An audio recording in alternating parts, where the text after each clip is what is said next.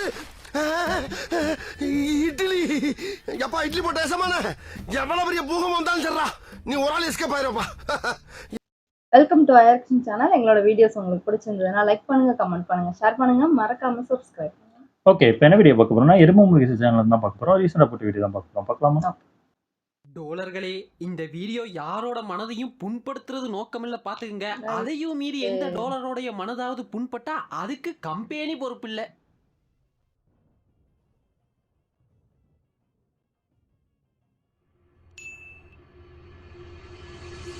வணக்கம்டா மாப்பிள்ள. 2025ல இருந்து வருடத்தின் முதல் வீடியோ. போன வருஷம் நல்ல படமே வரல. என்னடா ஒரு நல்ல படம் வரல? நல்ல படம்லாம் உங்களுக்கு எடுக்கவே தெரியாதுன்னு புலம்பியே போன வருஷம் முடிஞ்சு போச்சுங்க. இதுல எல்லாரும் கமெண்ட் வேற, ப்ரோ அந்த 2024 மொக்க மூவின்னு ஒரு லிஸ்ட் போடுவியே, எங்க காணோன்னு. ஆமா, போன வருஷம் வந்து 2-3 படத்தை தவிர்த்துட்டு மிச்சம் எல்லாத்துக்கும் தாயா போடணும். Such a disgusting year for Tamil cinema. அதுலயும் இந்த லாஸ்டா விடுதலை பார்ட் தான் நம்பியிருந்தேன், அதுவும் அவ்வளவு இல்ல. சோ அப்படியே இப்போ இந்த 2025 பிறந்தது. வருஷத்தோட மொத போனி இந்தியன் 2 வெற்றி இயக்குனர் இயக்கத்தில் கேம் சேஞ்சர். இது எதிர்பார்த்ததான் கேட்டோமா இல்ல நீங்க வாங்கன்னு கேட்டோமான்னு கேக்குறேன். ஐயோ, இந்த மனுஷன்லாம் அடிச்சும் பார்த்தாச்சு அவுத்தும் பார்த்தாச்சுன்ற மாதிரி இந்தியன் 2க்கு அந்த அடி அடிச்சும் அதுக்கு சற்றும் குறைவில்லாமல் ஒன்னு தூக்கிட்டு வந்து தந்தீங்க பாத்தீங்களா? You are great Shankar uncle, you are great. எல்லாரும் கேட்டீங்க ப்ரோ அந்த கேம் சேஞ்சருக்கு ஒரு ரோஸ்ட போட்டு விடுன்னு. ரோஸ்ட் போடுறதுக்கு கூட தெம்பு இல்லைங்க, மனசும் இல்லைங்க. அப்பதாங்க நான் ஒன்னு யோசிச்சேன். லாஸ்டா ஒரு சில வருஷங்களா பாத்துக்கிட்டீங்கன்னா தமிழ் சினிமால அவ்வளவா நல்ல படங்கள் வராம இருக்கிறதுக்கு காரணம் தான் என்ன? இல்ல தமிழ் சினிமா அதிகமா ஸ்டோரியில எக்ஸ்ப்ளோர் பண்ணாம இருக்கிறதுக்கு காரணம் என்ன? இதெல்லாம் யோசிக்க போது தாங்க ஒன்னு தெரிஞ்சது, டெம்ப்ளேட் சினிமா. அதாவது என்னன்னாங்க, தமிழ் சினிமால ஒரு சில டெம்ப்ளேட்ல தான் திரும்ப திரும்ப ரிப்பீட்டடான படங்கள் வருதே தவிர அதை தவிர்த்துட்டு கதையில எக்ஸ்ப்ளோர் பண்ணி புதுமையான கதைகள்ல படம் வர்றது கிடையாது. ஈவன் அந்த டெம்ப்ளேட்டுக்கே தமிழ் ஆடியன்ஸை பழக்கிட்டாங்க அப்படின்றதுதான் உண்மை. சரி, இந்த டெம்ப்ளேட் மூவிஸ் எல்லாம் பண்றது யாரு அப்படின்னு கேட்டா இன்னைக்கு பெரிய டைரக்டர்ஸா இருக்கக்கூடிய எல்லாருமே தான் பண்றாங்க. அப்படிப்பட்ட பல டெம்ப்ளேட் மூவிஸை நம்ம ஜெயிக்கவும் வச்சிருக்கோம். சோ இப்படிப்பட்ட டெம்ப்ளேட் மூவிஸ் எல்லாம் பண்ணக்கூடிய டைரக்டர்ஸ் எல்லாம் யாரு? நம்ம சங்கர் அங்கிளுக்கும் இந்த டெம்ப்ளேட் மூவிஸ்க்கும் என்ன சம்பந்தம் அப்படின்றத இந்த வீடியோல பார்க்க போறோம். சோ வணக்கம். சங்கர் தான் அடிக்க போறீங்களா? எருமை முருகேஷ், எருமையா?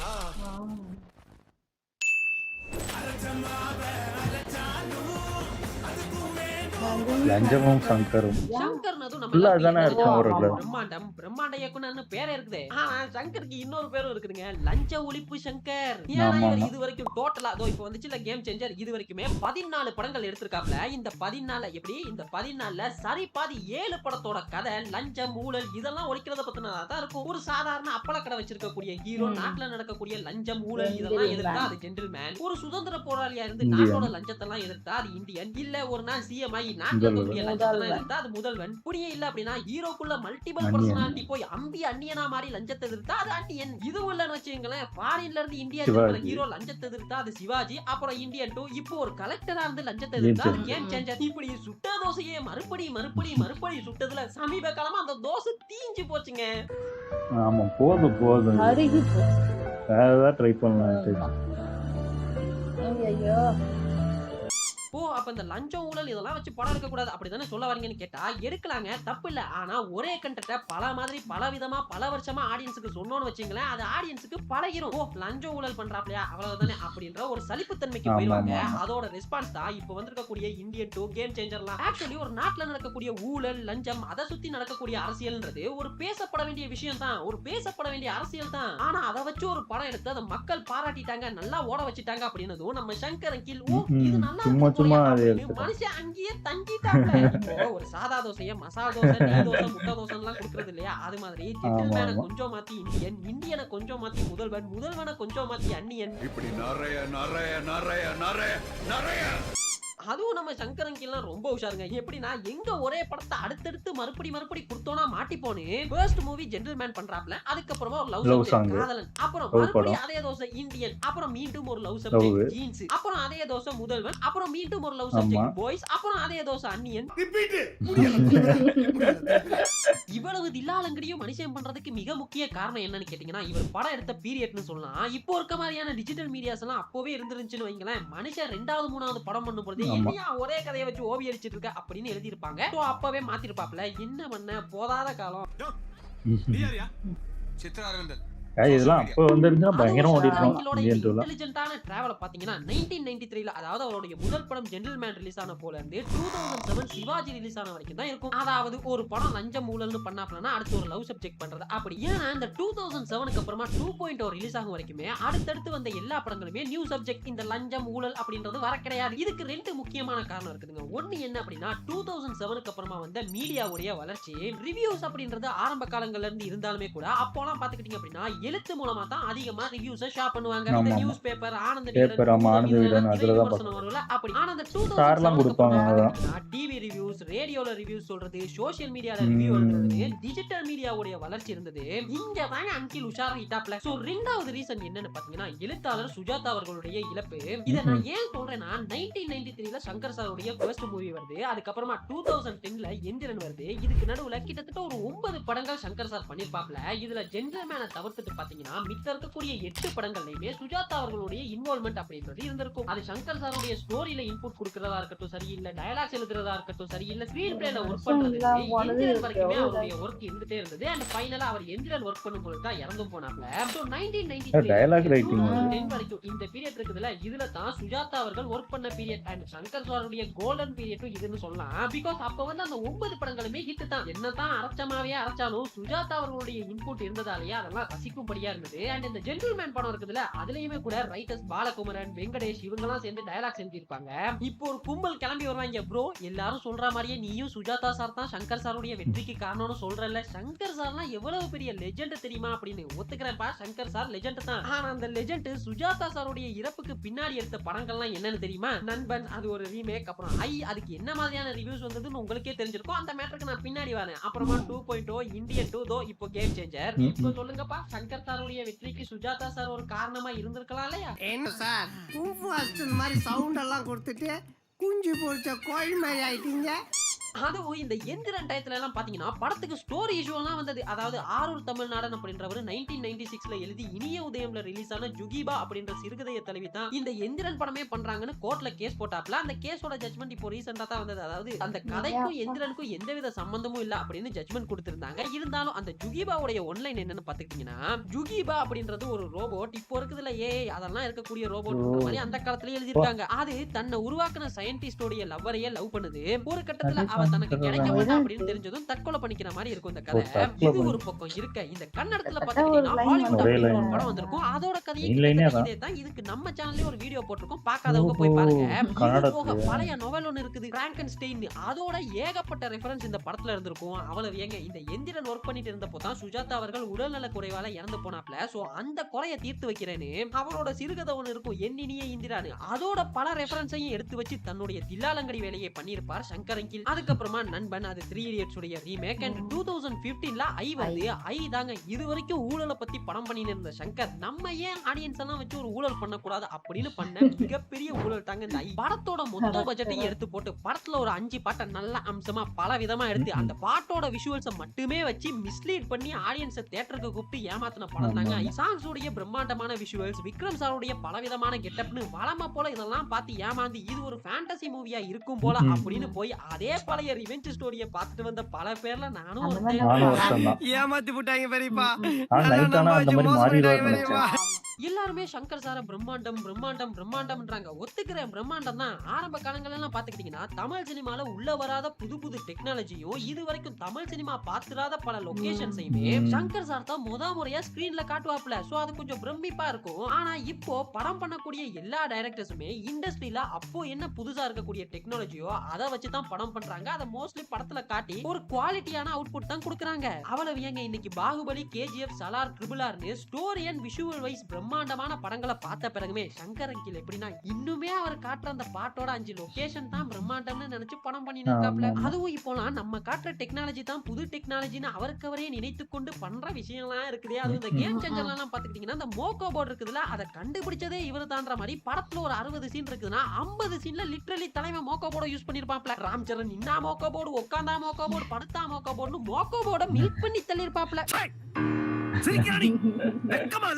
எப்போ பார்த்தாலும் இந்த சிரிக்கிறது சங்கர் சார் மேல உங்களால நார்மலாவே ஒரு அக்யூசேஷன் இருக்கும். அது என்ன அப்படின்னா, பிரம்மாண்டம் காட்டுறேன் பேர் வழி அப்படின்னு மொத்த பட்ஜெட்டையுமே சாங்ல போட்டு ஃபாரின்ல போய் விதவிதமான செட்டப் போட்டு சாங்குக்கே கோலால மொத்த குறைக்க அந்த காசு செட்ல இருக்க காலியாகும் போல. கேமராமேன்ல இருந்து செட் அசிஸ்டன்ட் ஜூனியர் ஆர்டிஸ்ட் வரைக்கும் கலர் பெயிண்ட பூசி விட்டு சாங்ஸ மட்டும் தான் பிரம்மாண்டமா காட்டுறாரே, எதுக்கு இந்த விளம்பரம் அப்படின்னு எல்லாரும் ஒரே கேள்வியை கேக்குறாங்க.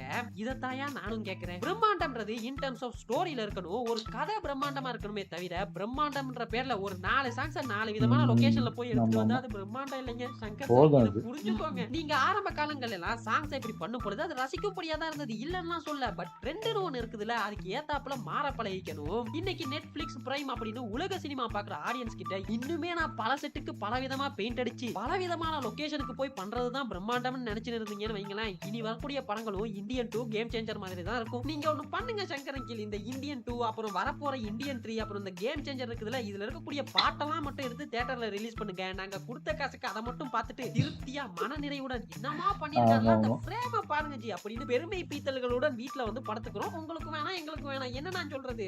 எல்லாத்தையும் சொல்லிட்டு இந்த 2.0 விட்டேன் பாருங்களேன். எந்திரன் அப்படின்றது தமிழ் சினிமால ஒரு ஐகானிக் ஒரு ட்ரேட்மார்க்னே சொல்லலாம். சேச்சே அப்படியெல்லாம் எப்படி வர்றது, இரு அதுக்கு ஒரு பாயசத்தை போடுறேன்னு ஹை பட்ஜெட் பேய் படம் ஒண்ணு பண்ணிட்டு வந்து அதுக்கு ஆறா ஓரான்னு ஓடிட்டீங்களே, காதுகள் பாவம் இல்லையா? நீங்க ஏன் ஊழலை தடுக்கிற ரோபோட்னு பார்ட் 3 ஒண்ணு பண்ணக்கூடாது? ஏன்னா கதையை வெளியே வாங்குறதுன்னு முடிவு பண்ண பின்னாடி கூட ஒரு புது கதையா தேடுவோம் இல்லாம கஷ்டப்பட்டு கார்த்திக் சுப்ராஜ் கிட்ட போய் ஊழல் லஞ்சம்னு அதே பழைய முதல்வன் கதையை வாங்கிட்டு வந்தீங்க பாத்தீங்களா? Uncle you have a capacity to do that robot movie with லஞ்சம் ஊழல் டைட்டில் லஞ்சய எந்திரா குமால 1000 கோடி. அங்கிள் நான் வெயிட் பண்றேன், இல்ல நாங்க வெயிட் பண்றோம். இந்தியன் 3 முடிக்கிறீங்க, லஞ்சய எந்திரா எடுக்கிறீங்க, ஜெய் லஞ்சய எந்திரா.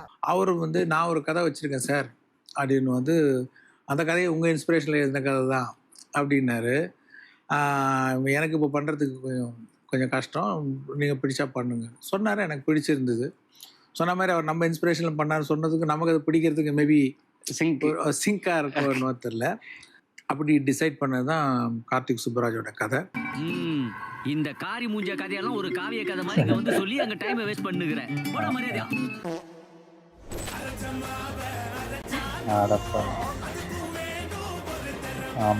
போன வருஷமும் சரி இந்த வருஷமும் சரி சங்கர் சாரை எந்த அளவுக்கு கிரிட்டிசைஸ் பண்ணாங்களோ அதே அளவுக்கு சுந்தர் சியை பாராட்டி புகழ்ந்து தள்ளிட்டாங்க.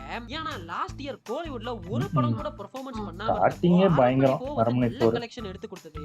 இந்த வருஷமும் பாத்தீங்கன்னா ஒரு பக்கம் சங்கர் சாருடைய கேம் சேஞ்சர், இன்னொரு பக்கம் பாலாசாருடைய வணங்கான் இருக்கும் பொழுது 12 வருஷத்துக்கு முன்னால வர வேண்டிய ஒரு படம் மத கஜராஜா இப்போ வந்து எல்லாத்தையும் தூக்கி சாப்பிட்டு போயிருச்சு. சோ ஆன்லைன்ல எல்லாம் கோலிவுட் ஜீசஸ் அப்படின்ற அளவுக்கு மீம் போட்டு தள்ளிட்டாங்க.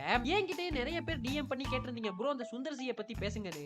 ஆனா நான் லாஸ்ட் இயர் அரண்மனை 4 வந்தப்ப இத பத்தி பேசல. இந்த வருஷம் மத கஜராஜாவும் பார்த்தேன், ஆனா அதை பத்தி எதுவுமே பேச தோணல. ஏன்னா ஒரு மனுஷன் ஒரே கதையை 4 வாட்டி காஸ்டிங்க மட்டும் மாத்தி திரும்ப திரும்ப அதே படத்தை தாராப்ல, ஆனா 4 வாட்டி அந்த படத்தை பார்த்து ஓட வைக்கிறீங்க, யாரா நீங்களா? ஆனா இதே விஷயத்தை இன்னொரு மாதிரி யோசிச்சு பாருங்களேன். ஒரு மனுஷன் ஒரே கதையை 4 வாட்டி எடுத்து 4 வாட்டியும் ஜெயிக்க வைக்கிறதுன்றது ஒரு லேசுப்பட்ட காரியம் இல்ல. சோ இங்க தான் நாங்க கவனிக்க வேண்டிய விஷயம் சுந்தர் சியின் marketing strategy and story template. Sundar C எல்லாம் 1990ஸ்ல இருந்து தமிழ் சினிமால இருக்காப்ல. நம்ம பார்த்து என்ஜாய் பண்ண பல படங்களோட டைரக்டர் இவரா தான் இருக்காப்ல. முறைமாமன், மேட்டுக்குடி, அருணாச்சலம், நகரம் மறுபக்கம், அன்பே சிவம், வின்னர்னு பல படங்களோட டைரக்டர் இவர்தான். அண்ட் அப்போ இருந்த டைரக்டர்ஸ்ல இப்போ வரைக்குமே பிரைம்ல இருக்கக்கூடிய ஒரே ஒரு டைரக்டர் இவரா தான் இருப்பாருன்னு நினைக்கிறேன். ஏன்னா அப்போ இவர் கூட படம் பண்ண பல டைரக்டர்ஸ் இப்போ ஃபீல்ட் அவுட் ஆகிட்டாங்க.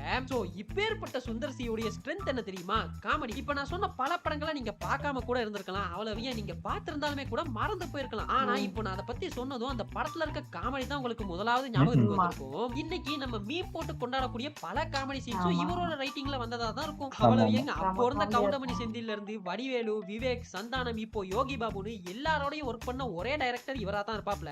சோ இப்படிப்பட்ட ஒரு ஸ்ட்ரென்த் தனக்குள்ள இருக்குது அவருக்குமே தெரிஞ்சிருக்கும். சோ எவ்வளவு சீரியஸான ஒரு படமா இருந்தாலுமே கூட கதையோட டிராவல் பண்ற மாதிரியான ஒரு காமெடி ட்ராக்க படத்துல வச்சு அத ஃபேமிலி ஆடியன்ஸுக்கு பார்சல் பண்றதுல தான் மனுஷன் கில்ல. இப்போ இவரோட ஸ்டோரி டெம்ப்ளேட் என்னன்னு பார்த்தலாமா? 1995ல முத படம் பண்றாப்ல முறைமாமன். அப்போல இருந்து 2010 வரைக்குமே, அதாவது நகரம் மறுபக்கம் வரைக்குமே நிறைய வெரைட்டி ஆஃப் மூவிஸ் கொடுத்திருக்காப்ல. ஆனா 2010க்கு அப்புறமா 2012ல கலகலப்பு வருது. இதுக்கு நடுவுல தான் இதே பீரியட்ல எடுக்கப்பட்ட எதிர்பார்க்கப்பட்ட படம் தான் அந்த மதகஜராஜாவும். ஆனா மதகஜராஜா ரிலீஸ் ஆகல. ஆனா கலகலப்பு ரிலீஸ் ஆகி நல்ல ஒரு வரவேற்பு கிடைச்சது. சோ இப்போ கலகலப்பு படத்தோட ஒன்லைன் என்னன்னு பாத்துக்கிட்டீங்கன்னா, வெவ்வேறு தேவைகள் இருக்கக்கூடிய பல நபர்கள் ஏதோ ஒரு சிச்சுவேஷனால ஒரே இடத்துல சேருவாங்க. அப்படி சேர்ந்த பின்னாடி அவங்களுக்குள்ள இருக்கக்கூடிய லவ், அப்புறம் ஒவ்வொருத்தவங்களுடைய தேவையோ இல்ல அந்த பிரச்சனைக்கோ எப்படி சொல்யூஷன் தேடிக்கிட்டாங்க அப்படின்றத காமெடி கலந்து சொல்லிருப்பாப்ல. இப்போ மதகஜராஜாவுடைய ஒன்லைன் பாத்தீங்கன்னா இதே ஒன்லைனா தான் இருக்கும். என்ன சேஞ்ச் ஆகும் அப்படின்னா, அந்த ஒவ்வொருத்தருக்கும் இருக்க பிரச்சனை வேறையா இருக்கும், அந்த ஒவ்வொருத்தரும் சேர்றதுக்கான காரணம் வேறையா இருக்குமே தவிர, அந்த பல நபர்கள் பல பிரச்சனையால ஒன்னா சேர்றாங்க அப்படின்ற அந்த கோர் ஒன்லைன் இருக்குதுல, அது ஒன்னா தான் இருந்திருக்கும். இப்போ இதுல மதகஜராஜா முதல்ல எழுதினாரா இல்ல கலகலப்பு முதல்ல எழுதினாரா அப்படின்றது தெரியல. பட் கலகலப்பு தான் அப்போ ரிலீஸ் ஆச்சு இல்லையா, அந்த படம் ஒர்க் அவுட் ஆனதும் அட தமிழ் ஆடியன்ஸ்க்கு இந்த ஒன்லைன் ஒர்க் அவுட் ஆகுதுல, இதை அப்படியே எடுத்து போன்னு அடுத்தடுத்து வந்த எல்லா படங்களையும் இதே ஒன்லைன் தான் யூஸ் பண்ணிருப்பாரு. ஆம்பளை இதே கதை தான், அப்புறம் கலகலப்பு 2, நடுவுல வந்தா ராஜா தான் வருவேன்னு ஒன்னு பண்ணாரு, அது ஒரு ரீமேக் கூட பாத்தீங்கன்னா இதே மாதிரி ஸ்டோரி இருக்கக்கூடிய ஒரு படத்தை தான் ரீமேக் பண்ணிருப்பாரு. அப்புறமா காஃபி வித் காதல், இப்போ மதகஜராஜா. இதுக்கு நடுவுல கொஞ்சம் டிஃபரெண்டா ஒன்னு பண்றேன்னு ஆக்ஷன் ஒன்னு பண்ணாரு, அந்த படம் சரியா போகல. அதுக்கப்புறமா அந்த டெம்ப்ளேட்டை விட்டுட்டாப்ல, அந்த மாதிரியான ஒரு படம் பண்ணல.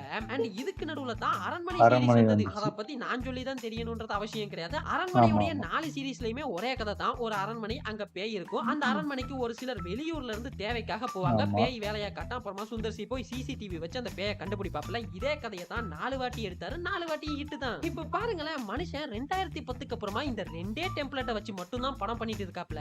ஆனா இப்ப இதெல்லாம் ஒரே டெம்ப்ளேட் தான் அப்படின்றத நான் சொல்லும் வரைக்குமே உங்கள பலருக்கு தெரிஞ்சிருக்காது.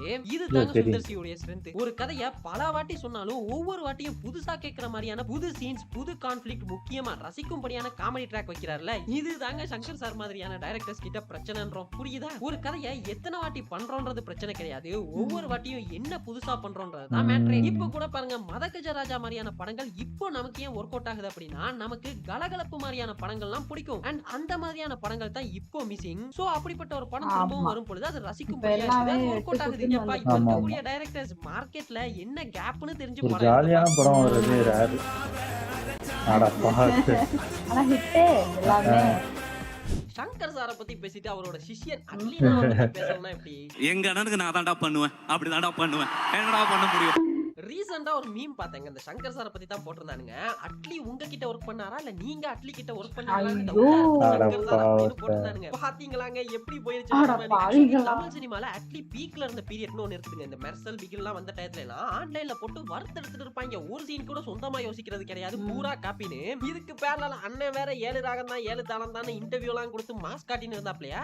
அது ஏன்னு அப்போ புரியல, இப்ப புரியுதுங்க. என்னன்னா இவரோட குரு சங்கர் சார், அது உங்க எல்லாருக்கும் தெரிஞ்சிருக்கும். அவரோட அந்த 14 படத்துல 7 படம் ஒரே கதை, அந்த மேட்டர் சொன்னேன்ல, எத்தனை வாட்டி எடுத்தாலும் ஒரே கண்டென்ட் தான் இருக்க போகுதுன்றதான் பயபுள்ள நாசுக்கா சொல்லிருக்கு. நமக்கு தான் புரியல. 7 ராகம் தான் 7 தாளம் தான், எத்தனை வாட்டி எடுத்தாலும் ஒரே கதை தான். சரி, நம்ம மேட்டருக்கு வருவோம். அட்லியோடைய எல்லா படங்களுக்கும் கிரிட்டிசிசம்ன்றது இருந்தாலுமே கூட கமர்ஷியலா பாத்தீங்கன்னா எல்லா படமுமே நல்ல பாக்ஸ் ஆபீஸ் கலெக்ட் பண்ணிருக்கும். பாருங்க, ஹிந்தில போய் 1000 கோடி எல்லாம் பண்ணிட்டாங்க. ஆனா அவங்க எல்லாருக்கும் ஆல்ரெடி தெரிஞ்சிருக்கும். புதுசா சொல்றதுக்கெல்லாம் ஒண்ணும் இல்ல. ராஜா ராணி மௌனராகமுடைய ஸ்டோரி, தெரி சத்ரியனுடைய ஸ்டோரி, மெர்சல் 3 முகம், அபூர்வ சகோதரர்கள் இதெல்லாம் மிக்ஸ் பண்ணி ஒன்னு பண்ணிருப்பாப்ல. அண்ட் பிகில் டயத்துல எல்லாம் நிறைய ஸ்டோரி இஷ்யூஸ் வந்தது. அப்ப பாத்தீங்கன்னா இந்த பிகிலுக்கு பேரலா ஹிந்தில ஜூந்த் அப்படின்ற ஒரு படம் பண்ணிட்டு இருந்தாங்க. இது விஜய் பார்ஷே அப்படின்றவருடைய லைஃப் ஸ்டோரியை இன்ஸ்பயர் பண்ணி பண்ணது. இது ரெண்டும் ஒரே கதை தான் அப்படின்ற மாதிரி ஒரு இஷ்யூ வந்தது. அண்ட் செல்வா அப்படின்றவர் இந்த கதை என்னோடது தான் அப்படின்னு கோர்ட்ல போய் கேஸ் எல்லாம் போட்டாப்ல. அதுக்கப்புறமா போய் ஜவான் பண்ணாப்ல. ஜவானும் பாத்தீங்க அப்படின்னா மெர்சல் அப்படியே கொஞ்சம் பட்டி டிங்கரிங் பார்த்து அந்த கான்ஃபிளிக்ட மட்டும் மாத்தி அங்க ஒன்னு பண்ணிருப்பாப்ல. அதுலயும் பாத்தீங்க அப்படின்னா தமிழ்ல வெளிவந்த ஆரம்பம் படத்துடைய கதையை தான் கோர் ஸ்டோரியாவே வச்சிருப்பாரு. இப்படி இவருடைய எல்லா படங்களுமே காப்பி அப்படின்னு சொன்னாலுமே கூட இது வரைக்கும் ஒரு படம் கூட ஃபிளாப் கொடுக்காத டைரக்டர்ஸ் உடைய லிஸ்ட்ல, அதாவது 0 ஃபிளாப் கொடுத்த டைரக்டர்ஸ் உடைய லிஸ்ட்ல இவரும் இருக்காரு அப்படின்றதுதான் உண்மை. இதுக்கெல்லாம் காரணம் என்ன அப்படின்னு கேட்டீங்கன்னா, அட்லி அண்ணனுடைய story template and screen play தான். அட்லி அண்ணனுடைய ஸ்டோரி டெம்ப்ளேட் அப்படின்னா அது ஒரே ஒரு விஷயம் தாங்க. அவருக்கு தெரியும் தமிழ் ஆடியன்ஸ் ஒரே விதமான ஸ்டோரியை திரும்ப திரும்ப பார்த்து பழகிட்டாங்க. சோ நம்ம ஒன்னும் போய் அங்க புதுசா பண்ணி ஜெயிக்க போறது இல்ல அப்படின்றது அவருக்கு ஆல்ரெடி தெரியும். சோ ஆல்ரெடி தமிழ்ல நல்லா ஒரு படத்துடைய கோர் ஒன்லைன் அப்படியே எடுத்துட்டு அதோட ஹீரோ ஹீரோயின் கான்ஃபிளிக்ட் இதை மட்டுமே மாத்தி தன்னோட ஸ்டைல்ல ஒரு கிரிப்பிங்கான ஸ்கிரீன் பிளே பண்ணிட்டாங்க. அண்ட் எக்ஸ்ட்ரா மசாலாவுக்காக அதர் லாங்குவேஜ்ல இருந்து மொபைல்ல ஆடுற கேம்ஸ் வரைக்குமே இருக்கக்கூடிய சீன்ஸ் எல்லாம் சுட்டு படத்துலயும் வச்சிடறாப்ல. படம் பார்க்கக்கூடிய எல்லாம் ஐயோ சரியான காப்பி கட்டியா நீ அப்படின்னு சொல்லிட்டு சொன்னவங்களே அந்த படத்தெல்லாம் பார்த்து ஜெயிக்கவும் வச்சிடறாங்க. அண்ணன் சொல்ற மாதிரி 7 ராகம் தான் 7 தாளம் தான், அதை வச்சு நம்ம இசைஞானி பலவிதமா பல வாட்டி சாங்ஸ் பண்ணாலும் ஒவ்வொரு வாட்டி கேட்கும் பொழுது புதுசா கேட்கிற மாதிரி ஃபீல் பண்ண வைக்கிறார்ல, அதுதாங்க மேட்டர். அட்லீனா வேணா காப்பி கட்டா இருக்கலாம், ஆனா end of the day moral of the story ஒண்ணுதாங்க. History only remembers how you finished. How do you think? இது வரைக்கும் டெம்ப்ளேட் சினிமா கேள்விப்பட்டிருப்பீங்க, ஆனா டெம்பிள் சினிமா கேள்விப்பட்டிருக்கீங்களா? டெம்பிள் சினிமா எடுக்கிறவர் தாங்க நம்ம ஹரி. ஜோக் இல்லையா? டைரக்டர் ஹரிய பாத்துட்டீங்கன்னா கடைசியா வந்து அந்த ரத்னம் படம் இருக்குல்ல, அதோட சேர்த்து கிட்டத்தட்ட ஒரு 17 படம் கிட்ட பண்ணிருக்காப்ல. இந்த மொத்த 17 படத்தையும் ஒரு 3 டெம்ப்ளேட்டுக்குள்ள அடக்கிடலாங்க. ஹரியோட மொத்த பிலிமோகிராஃபிலேயே இந்த 3 டெம்ப்ளேட் கதை தாங்க வச்சிருக்காரு. Template number 1, police versus rowdy. Hero போலீஸா இருப்பாரு, அதே ஊர்ல ஒரு பெரிய ரவுடி இருப்பான். இவங்க 2 பேருக்கும் ஒரு கிளாஷ் ஆயிரும். அப்புறம் என்ன நடக்குதுன்றதான் கதை. இதே டெம்ப்ளேட்ல தான் சிங்கம் 1, 2, 3 அப்புறம் சாமி இதெல்லாம் பண்ணிருப்பாரு.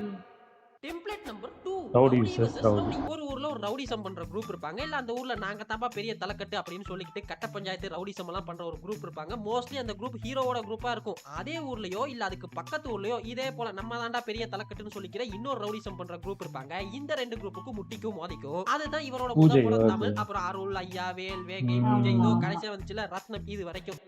Template number 3, love versus love. ஊருக்குள்ள 2 பெரிய தலைக்கட்டு இருக்கும். 2 பேரும் வேற ஜாதி வேற மதம் அவ்வளவு இல்ல அப்படின்னா அந்த 2 ஃபேமிலிக்கு எதனாவது பிரச்சனையாவது இருக்கும். சோ இங்க இருக்கக்கூடிய ஹீரோவும் ஹீரோயினும் லவ் பண்ணுவாங்க. இதுதான் கோவில், சேவல், தாமிரபரணி இதெல்லாம். ஒரு சில சமயத்துல எல்லாம் இந்த ரவுடி வெர்சஸ் ரவுடியையும் லவ் வெர்சஸ் லவ் ரெண்டையும் சேர்த்து பண்ற சமயங்களும் உண்டு. இப்ப பாத்தீங்கன்னா ரீசெண்டா அவருடைய படங்கள் பெருசா போகலனாலுமே கூட இந்த 17 படத்துல சாலிடா ஒரு 12-13 படங்கள் நல்லாவே பெர்ஃபார்மன்ஸ் பண்ணிருக்கும். காரணம் என்னன்னா அதே ஹீரோ வில்லன் கிளாஷா இருந்தாலுமே கூட கிரிப்பிங்கான ஒரு ஸ்கிரீன் பிளே ஃபாஸ்டா இருந்தா பரவாயில்லைங்க, மொத்த ஸ்கிரீனே அவரோட படத்துல ஃபாஸ்டா இருக்கும். சிங்கம் 3 எல்லாம் கதையை பாக்குறதா இல்ல போற சீனை பாக்குறதான்னு தெரியாத அளவுக்கு ஃபாஸ்டா இருக்குங்க. அந்த அளவுக்கு மனுஷன் ஒரே கதையை பண்ணாலும் ஒரு கிரிப்பிங்கான ஸ்கிரீன் பிளே பண்ணி அதை காம்பன்சேட் பண்ணிடுவாப்ல.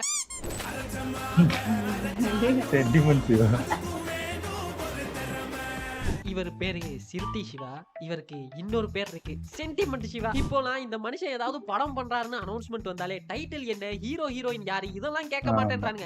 அடுத்து என்ன சென்டிமெண்ட் வச்சு படம் பண்ண போறீங்க இப்படி தாங்க கேக்குறாங்க. அந்த அளவுக்கு சென்டிமெண்ட் ஆகிற அளவுக்கு சென்டிமெண்ட் காட்டிட்டாப்ல சிவா.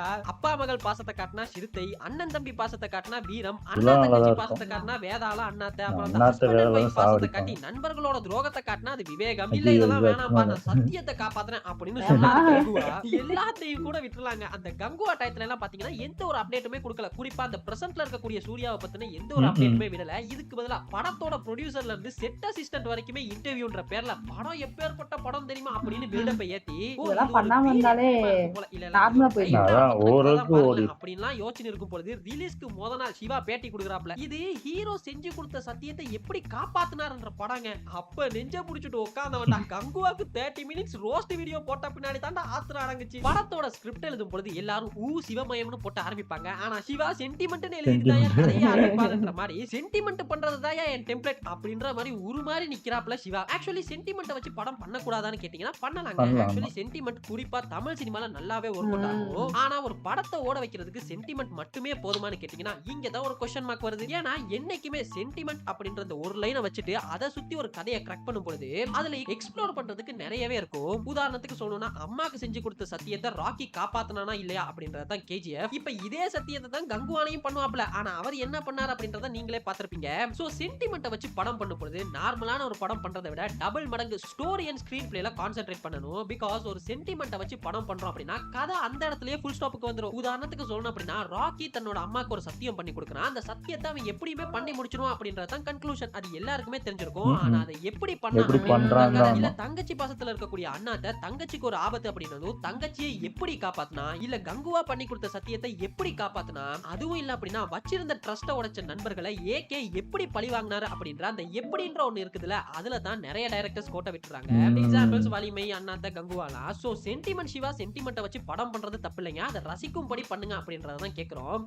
அதெல்லாம் சரிதாப்பா. அந்த பரவாயில்ல ஒரு ஆறுதல் படிச்சு அட்லீஸ்ட் பார்ட்டிசிபேட்டட் சர்டிபிகேட் கொடுங்கடா. வேகம் தான் வலிமை இவரு ஃபுல்லா இதாக இருப்பாரு.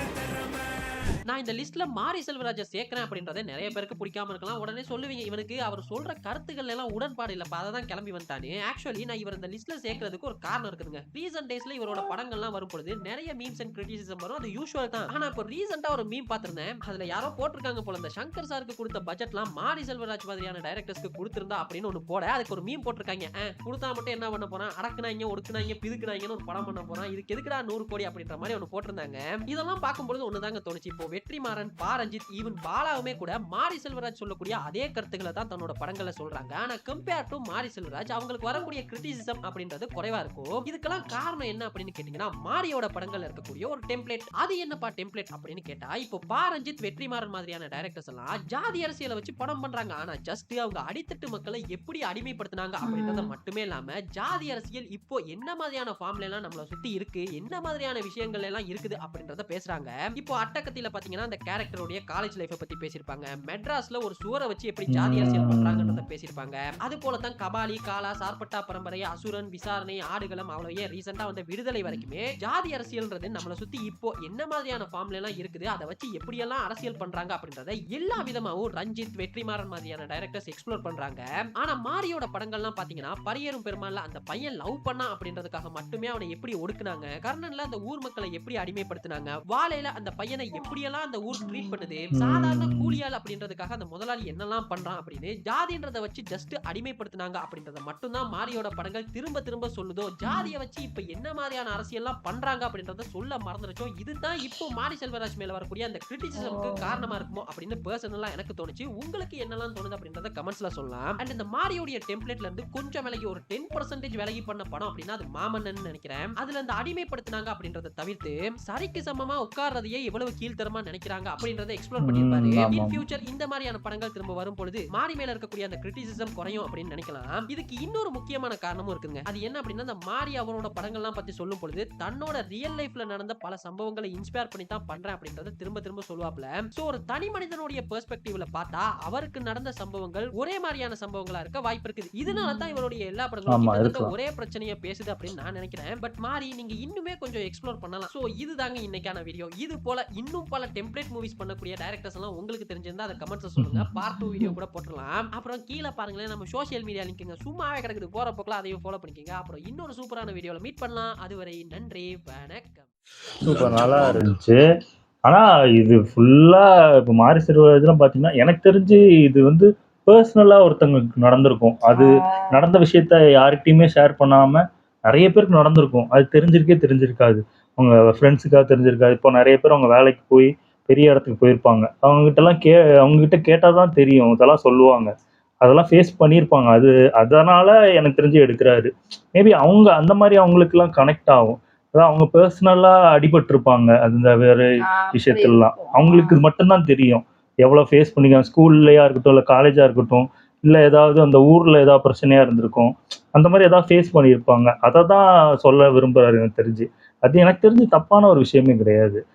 அதான் ஃபேஸ் பண்ணவங்க அதை இப்போ பார்த்தாங்கன்னா அவங்களுக்கு புரியும் என்ன மாதிரி நடக்குது, இதெல்லாம் நடக்குதுன்னு நிறைய பேருக்கு தெரியவே தெரியாது. அதான் சொல்கிறேன்ல, சிட்டியில் இருக்கவங்க நிறைய பேருக்கு இப்படிலாம் நடந்திருக்காங்கிறதே நம்ப முடியாமல் நினச்சிக்கிட்டு இருக்காங்க. இதோட மோசமாக நடக்கும். அதான் உண்மை. அது நடக்கிறவங்களுக்கு தான் தெரியும். எனக்கு தெரியும். ஆமா, அது நடந்த அனுபவப்பட்டவங்களுக்கு தான் அந்த கஷ்டம் தெரியும். நம்ம ஈஸியா நம்ம அசால்ட்டா சொல்லிடலாம். தெரியல இது என்னடா இதையே வச்சு ஓட்டிட்டு இருக்கான் அப்படின்னு சொல்லுவோம். ஆனா அது அந்த அவங்களோட இதுல பாக்கும்போது அது கஷ்டமா தான் ஆமா, அதான் அவங்களோட இடத்துல இருந்து நம்ம யோசிச்சு பார்ப்போம். இப்போ அந்த கதையிலே அந்த கேரக்டர் நம்மளா இருந்தானா என்ன மாதிரி இது ஆயிருப்போம் அப்படின்னு தான் நம்ம நினைச்சு பயமா இருக்கு. அப்பெல்லாம் இருந்தா என்ன ஆயிருக்கும் நடக்குது இல்ல. நம்மளே எத்தனை நியூஸ் பாக்குறோம். அந்த நியூஸ் எல்லாம் பார்க்கும்போதே நியூஸ்ல வரதே இவ்வளவு கொடூரமா இருக்கலாம், நியூஸ்ல வராத விஷயம் அவ்வளவு இருக்கும். அதுதான் விஷயமே தெரிஞ்சு. அதுக்கப்புறம் அந்த கலகலப்பு மதகராஜ் அது வந்து என்னன்னா நல்ல கேப். ஏன்னா இந்த டைம்ல சண்டை எனக்கு தெரிஞ்சு இப்போ நீங்க நல்லா யோசிச்சு பாருங்களேன். இப்போ ஒரு ஜாலியான ஒரு படம் கடைசியா எப்போ பார்த்தோம் அப்படின்னு பார்க்கும்போது எதுவுமே இருக்காது. எனக்கு தெரிஞ்சு இந்த படம் தான் அதை பூர்த்தி பண்ணிருச்சு. எனக்கு அதனால இந்த படம் எனக்கு தெரிஞ்சு எல்லாருக்குமே பிடிச்சு போய் பயங்கரமா. எப்படியோ சுந்தர்சி போன வருஷமும் ஸ்டார்டிங்ல ஜெயிச்சிட்டாரு, இந்த வாட்டியும் ஜெயிச்சிட்டாரு. நல்லா இருந்துச்சு. ஓகே, என் வீடியோஸ் உங்களுக்கு பிடிச்சிருந்தா லைக் பண்ணுங்க, ஷேர் பண்ணுங்க, கமெண்ட் பண்ணுங்க, மறக்காம சப்ஸ்கிரைப் பண்ணுங்க. எல்லாருக்கும்